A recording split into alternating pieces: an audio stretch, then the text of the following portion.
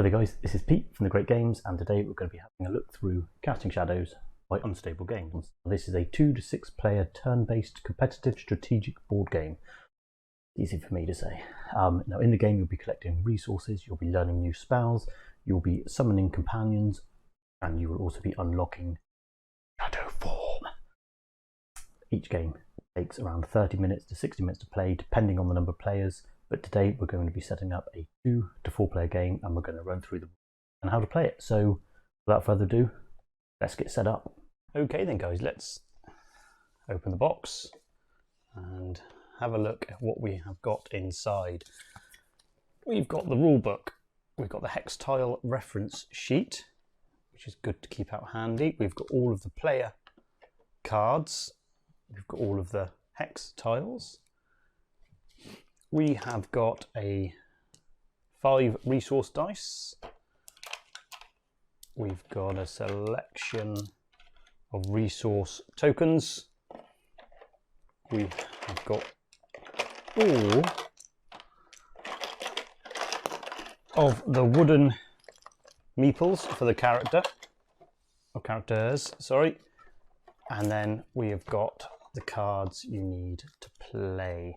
So that is everything inside the box, all neatly packed away with a nice little magnetic clip on the box. So we will get that out of the way so we have a bit more room now, so I can show you exactly what is what and what's going on in here. We're going to start with the player cards. Now these player cards are double-sided. We'll just lay these all out so you can see them. Okay, so we've got 6 player cards in the base set of the game. There is an expansion as well, which gives you another couple other player cards to use during the game. Now each player mat has its shadow fragment counter on the left hand side and its health on the right hand side, with nice handy little wheels, which if you've played stuff like King of Tokyo before, you will recognise these wheels. But in start of the game, you all set your shadow fragments to 0 and your health up to 18. I'm not going to sit and do that for all of them. Now you also have corresponding tiles for each character. Now you can generally tell which one is which by the artwork. So we've got that's a starting tile. So we've got the fish tile, which matches up. Those 3 are starters. I will explain why in a minute, but we just match up all the players with their tiles. I'll just put them over the characters for a minute. So as you can see, the artwork matches up quite easily as to which one is which, and that's an extra one as well. And then you have the meeples. So here we have the owl one. Then let's put all these down a minute so we can see the characters. That was a mistake, wasn't it? Yep, so we've got the narwhal, which they evolve, which I'll show you in a second. We'll just line all these up. We've got the fox, we have got the axolotl and his level up. We've got the toad and them, and we've got the wolf. So that is it. So we will not worry about those 2 at the moment. So what we're going to do, basically that's everything you've got in the game. You've got your main deck cards. We've got, let's take these out of the packet for 1 second. You've got 6 player reference cards, which I will start by putting one of those over on that camera for in a minute. We've then got a counterspell deck and a companion deck. So there it is. That is everything you have in the initial starter box and everything you need to play the game. Okay, we will start. You always start with the desert hex tile. To the left hand side, you will have the ancient ruins in the middle and the underground volcano, I believe that one was called, over to one side. The main deck in the center, so it's easily accessible to every player. And then we will have this hazed green tongue over there as player 2 and frill lily pad as player 1. So you then take their player hex tiles, and you place one like that, and you will place one like that, and then you can either take 2 random, which is what I am about to do, tiles to fill up the other 2 gaps. So that is the shape of the player arena that it will look like for a 2 to 4 player game. Obviously, if you're playing with this as 4 players, then the 2 random ones will be the other player 3 and player 4. But as a 2 player, you just take 2 random tiles. You would then take the main deck, and we will just shuffle for a bit of potluck on what we draw out here for the demonstration. And you will have a card next to each tile on the outside, apart from the desert, which you will see why extremely shortly. So you will lay all of them out like that, and then next to the desert you have the counterspell deck. But what I will do before I touch on the counterspell deck, we will have a look at all of these cards. But so that is, as it is now, what the game will look like right before you take your very first turn.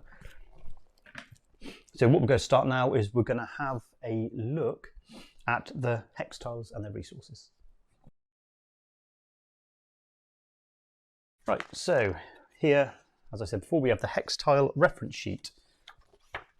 Now inside there is a picture of every single hex tile in the game and what these hex tiles do during the game. So we've got the Ancient Ruin, which it will say +2 HP. So if you start your turn on this hex tile, you gain 2 health points at the beginning of your turn.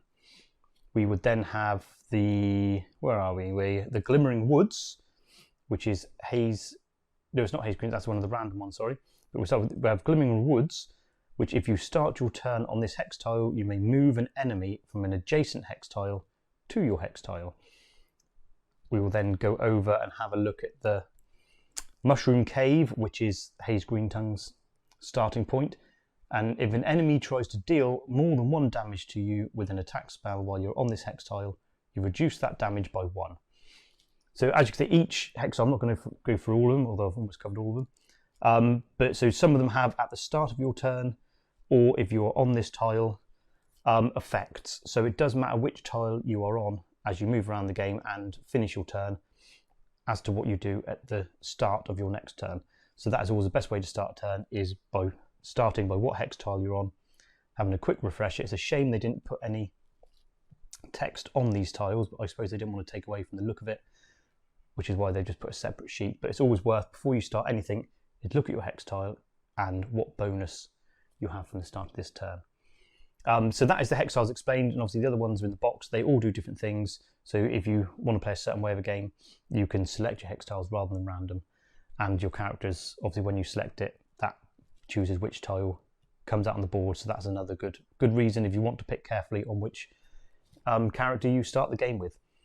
So with the hex tiles done and out of the way, we are now going to move over and have a look at the characters and their abilities.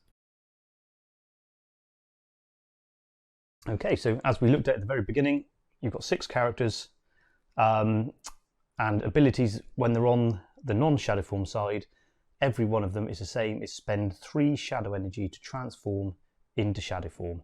So once you collect your 3 energy, it will obviously change colour so you know that you're ready to transform, and then at the end of your turn you transform to your shadow side, which you reset, which they are quite clever because it's on 3. As you flip over, it resets you automatically to 0, and your life is now on this side. You keep the same amount of health that you had before you transformed. You don't reset your health, but at the bottom now it says spend 5 shadow energy to gain 5 health points. So this Frill Lily Pad is a bit of a healer. And we'll have a quick look at the Haze Greentongue. So each character has different abilities. Once again, same as before, spend 3 shadow energy to transform into shadow form, and when you flip over, that would be reset to 0, health will stay the same, and spend 5 shadow energy to deal 5 damage to a hex tile in range, which is that bit there, which we will cover in a minute when we go into the to the spells. So that is really all you need to know about the character cards. And if you splashed out and actually bought the neoprene mats for the characters, then each character does actually have 5 spell slots, which is where these go next to them. So always leave a bit of space. I'm going to try and keep them on camera, obviously, but a bit of space next to them to accommodate 5 of these spell cards as you go through the game. And that is what we're going to have a look at next, is onto the spell cards. Okay, so as we said, the spell cards are laid around the outside of the map, and we'll just take a top one off of here, and we will put that onto this camera here so we can have a read of that one. And this is Venomous Strike, and as you can see on the left hand side, this is what you will need to buy this card. You would need 1 blue orb and 1 shadow fragment, and you would have to be on the hex tile next to where that card is when you buy it. The top right there, that shows you what level of spell it is. So this is a level 1 spell. And then it says in the red there underneath where it says Venomous Strike, it's an attack spell. And that is to spend 1 blue orb to deal 3 damage to an enemy in range. So this damage cannot be reduced. So that is unable to defend against 3 damage. And the range, as you can see there on the bottom right, as you imagine you are the little white meeple shaped person there, and anything that is in the dark coloured red is your attack range. So we will bring this back up onto the big camera here, and so if I was there, I could damage anyone on 3 surroundings of the hex tiles. Or if you were there, you can actually pick, I'll just show again on this one here, because it's got 3 surrounding you. So if you're in the middle one, you could actually pick any one of the outsides, because that is 3 surrounding you. But obviously not the one that you were on. So if anyone else was on this tile with him, you cannot attack him, because as you can see, the one where he is on is not dark red, so he is unable to attack his own tile. So that is the cost of the cards, how you pay them, and then we'll quickly go through now how you actually collect them. Now you would collect them, I'll start on my starting tile, by using action points during the game. You have 4 action points each round, and you spend your resources to buy the card. So you would need here 2 on this warp drop here. Let's put this over here so we can see that a little bit closer again. You would have 2, it's got grey orbs there, so that's any colour. That's red, blue or purple, whatever colour orb you want. You need 2 orbs and 1 shadow form to buy that, and you would need to spend 1 action point. So on his first turn there, he would spend 1 action point to buy that card if he has the correct resources, and when he buys the card, it simply goes into his spell slot, and you would then replace the card with another one from the main deck. So that is how you purchase the spell cards. The other one I will quickly cover here, because I've got one out here, so this is a good opportunity. This is Psychic Spikes. So over here you see the spending at the top left, it's got a number 1, which means you would have to spend a spell card level 1 out of your spell deck to buy that card. So basically you upgrade a card, you have to get rid of a level 1 spell to be able to buy this card. Then you would also need a red orb, a shadow fragment and any coloured gem down the bottom there, and then you would buy that into your spell slot. And for that one is you spend up to 4 gems to deal 2, 3, 5 or 6 damage to a hex tile in range. Once again, the range is shown down the bottom right, so any tile basically adjacent your character. And when it says spends up to 4 gems, you've got the choice of 2, 3, 5 or 6. So if you were to spend 1 gem, you would do 2 damage. 2 gems, you would do 3 damage. 3 gems, 5 damage. And 4 gems would do 6 damage. So you can choose obviously how much gems you've got as to how much damage you would like to do on that attack. So yes, so that is how you buy the cards.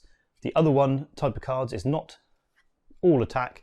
You've got here a what they call a conversion spout, which we'll have a quick look at that close up. And that would cost you 1 shadow fragment and 1 gem of any colour. It's a level 1 conversion spout. It's Curse Void, and this turns 1 crystal in your resource pool into 1 gem. So that's good to have in your spell deck. So yeah, if you haven't got the resources you want, you can turn one of the cursed crystals, which is you don't want, into a gem. So on that note, we will now have a look at these resources that you need to buy these cards. Here we go, the resources. The heart of the game is the dice. You would roll them. Let's see what we've got. Now we've got 2 red dice, we've got 2 blue dice, and a purple dice. So in some of the cards that will say up here like you need a red orb to buy that card, so you would specifically need a red. Some of them would say you would specifically need a blue, in which case that's what you want.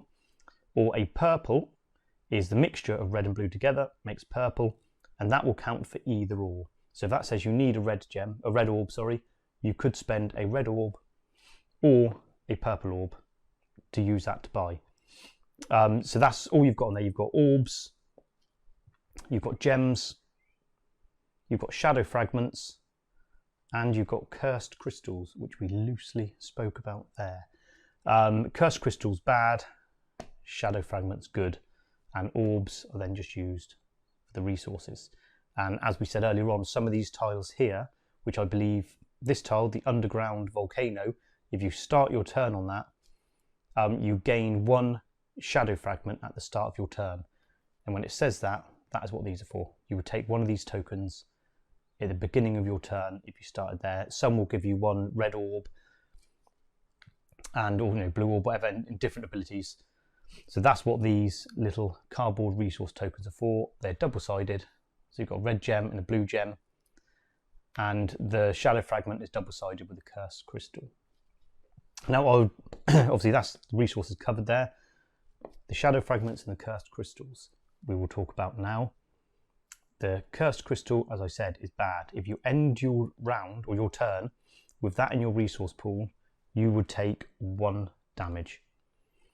So you don't want to keep these in your resource pool towards the end. Whereas the shadow fragments, if they are in your pool, your resource pool, at the end of your turn, you absorb them and you gain 1 shadow fragment. So they are used to level up your creature.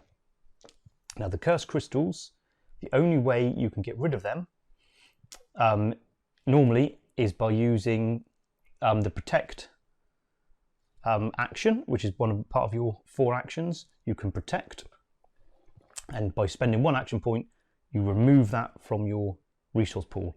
So you then only have the 4 dice left in your resource pool. Or you can get you buy one of the spells, which turns a cursed crystal into in your resource pool into a gem, which is even better. So if you have that spell, you can use that spell as an action and turn that into a gem of your choice. So that is the resources covered, and next we're going to have a look at what actions you can perform each turn. Right, so onto the actions then. Here we have the reference card, which will be a lot easier to explain. We have travel, which means to move your meeple from 1 hex to an adjacent hex. Very simple to do. Collect, that is when you purchase one of the cards next to the hex tile that you are on.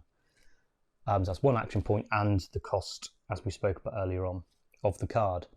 You have refresh, so if you do not want the card that is next to you and you don't want to be moving around, you can refresh because your action point, which will discard the card that is next to you on the hex tile and replace it with one off the top of the main deck.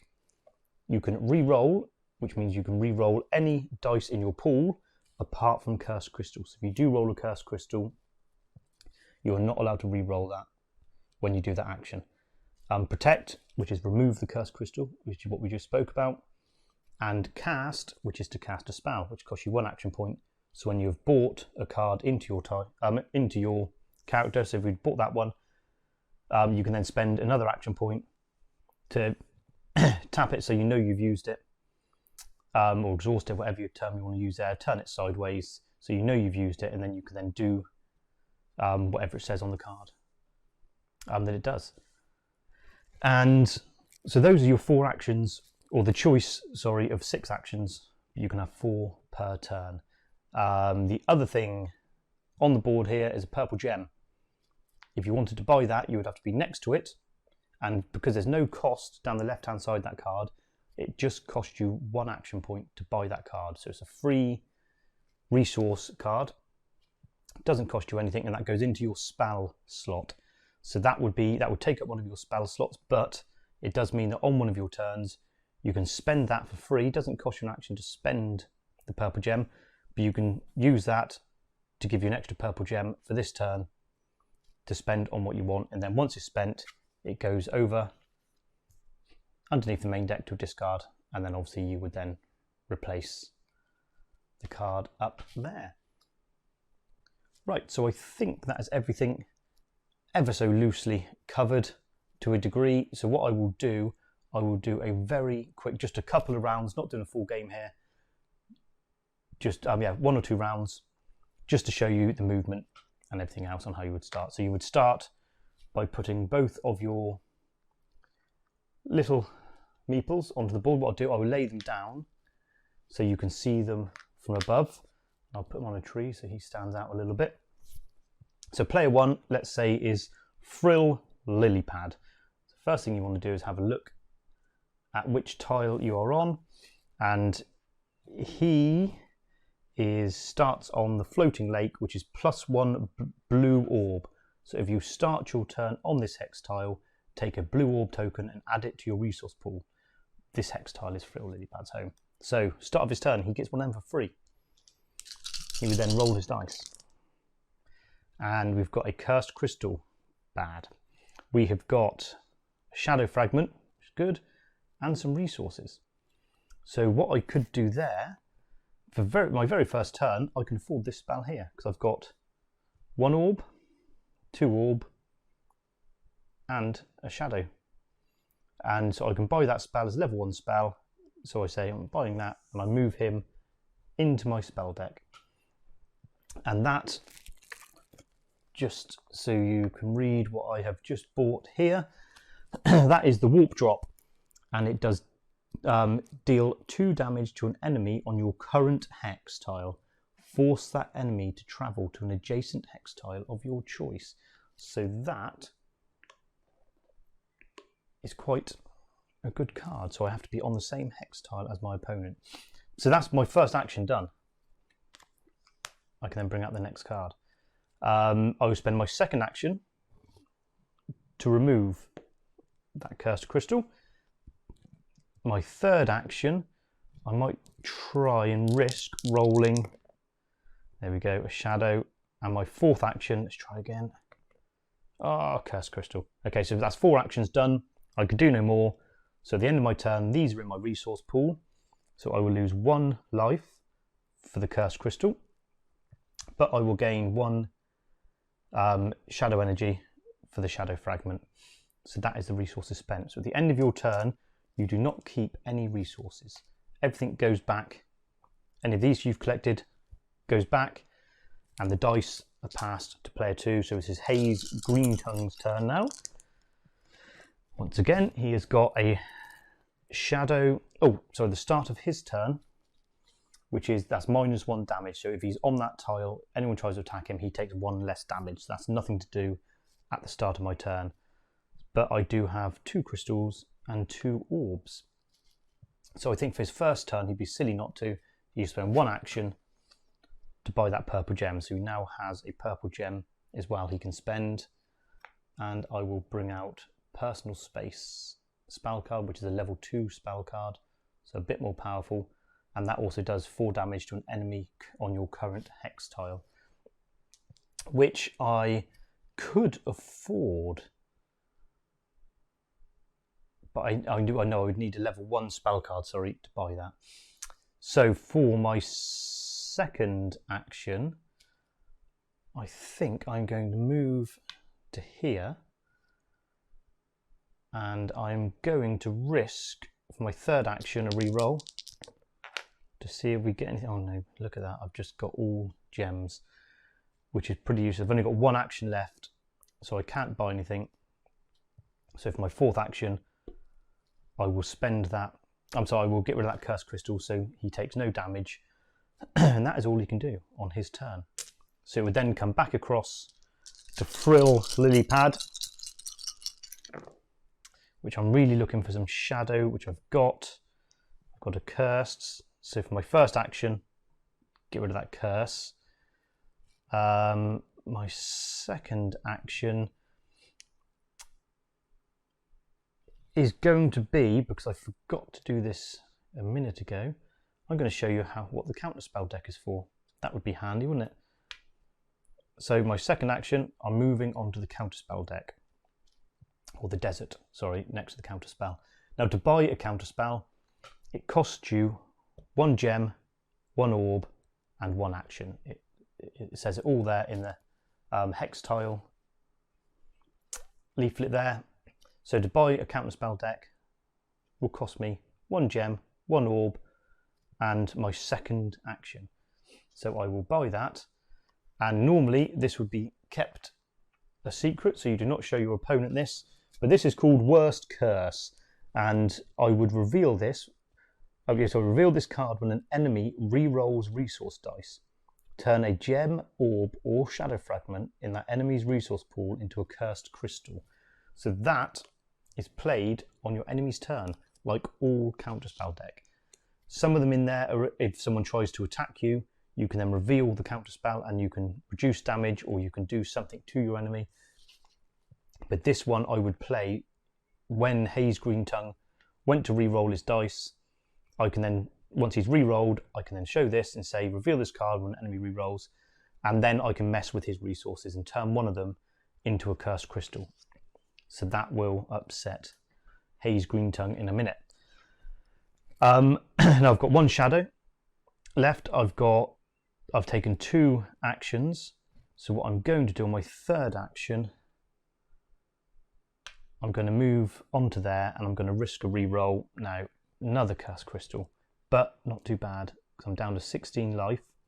But end of the turn, I absorb that last shadow fragment, which means there it is, Frill the Regenerator.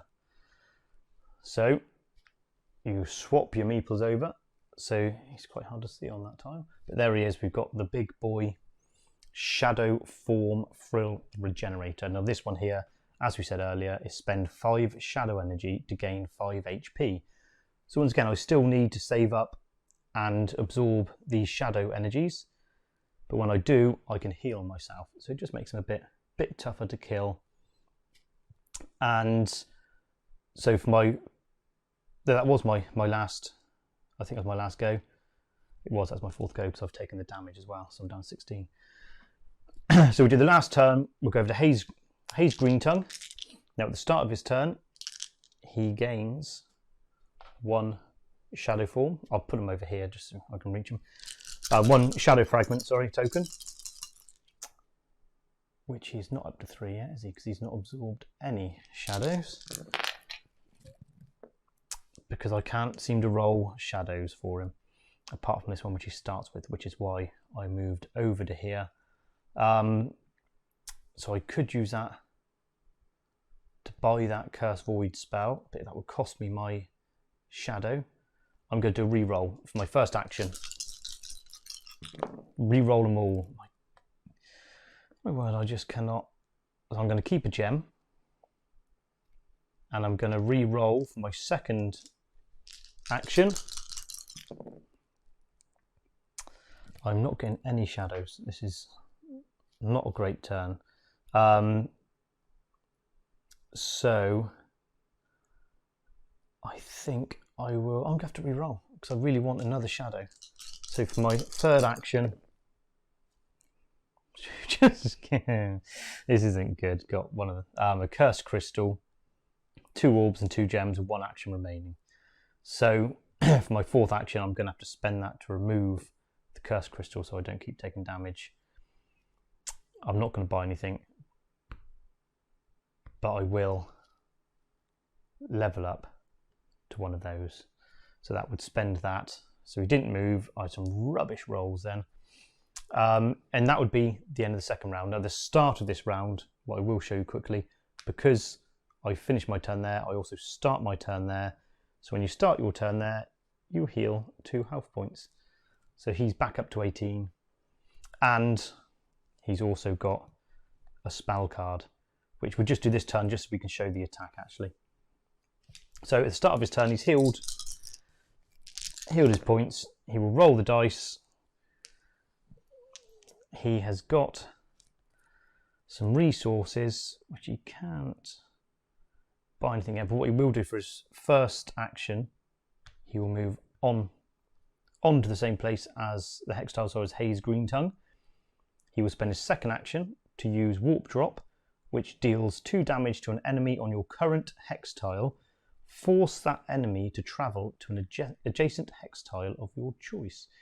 So the hex tiles we've got here, that one he will take 1 less damage, that one he will heal, and the bottom one there is Amber Mountain, and if you're solo, no damage is taken. So if you're alone on this hex tile, you cannot take damage from attack spell cards. So what I will do, because I will move him down to there, and so that's 2 actions. I've moved and I've attacked. I'm now going to do one big re-roll to see if I can get any shadow to buy that card. No, I think the shadow form dice, the shadow fragment dice are just not with me today. So my third action, I've just got a bunch of gems and an orb, and there is nothing on there that I would like to do. So for my fourth action, I'm going to move away just in case. No, I'm not. I'm going to come down to him. But anyway, so that, I'm not going to keep playing this because I'm playing on my own. But I will get one of the team to come round and we'll do a complete playthrough and show you from start to finish. But this is just a very, very, I say quick introduction. It's probably not that quick, but it's an introduction to the game. I've explained how all the cards work, what they do, and the thing I didn't do. Look at that. I knew I'd forget something. The companion deck. At the start of your turn, or the start of the game, sorry, you draw 3 of these out. And these are when you level up to your shadow form, which I did a minute ago, you select one of these as a companion. Now, each of these have different abilities. I will show you each in turn what I've just drawn. We've got Sharp Edge, so each time an enemy deals more than 1 damage to you with an attack spell, you may deal 1 damage back to them. So that is a nice, slightly defensive one. And then we have Vital Shroom. Each time an enemy travels onto your current hex tile, gain 1 health point. So that is a nice card against some of these characters. They really benefit from being on the same hex tile as you. So to have him as a companion will slow, I think it's the Owl character, which benefits being the same hex tile as you. And the other one here is Occult Octo. So each time you protect, you may deal 1 damage to an adjacent hex tile. So that's good. So if you roll a Cursed Crystal and you protect from your Cursed Crystal and someone's next to you, I can protect myself and I can deal 1 damage to someone next to me. So that's the one thing I did forget to do, and I'm sorry about that, but luckily I remembered at the very, very end of this. And once a card has been, say I selected that one to be my companion, that goes into the 6th spell slot. So that doesn't actually fill up a spell slot, but it goes on there. So basically you can have 6 cards maximum with your companion. And once one is taken, you just draw another one off the top. So then the second player has a different card to choose from. And the final thing I forgot to say, the counter spell. When you cast a spell, you do it, that doesn't stay in your spell deck. That goes back to the bottom underneath the counter spell deck. So the counter spell will just keep revolving round. There's probably about 20 cards there, I expect. So on a 6-player game, you'll probably see the same card come out twice. So yeah, apart from those couple of things I forgot, which I remembered at the very end. Well done, Pete. That is it. And I hope you get hold of this game. It's out in retail now. So yeah, take the trip down to your local gaming store and buy it from them. and I hope you enjoy playing it. And thanks a lot for watching. We'll see you soon. Cheers. Bye bye.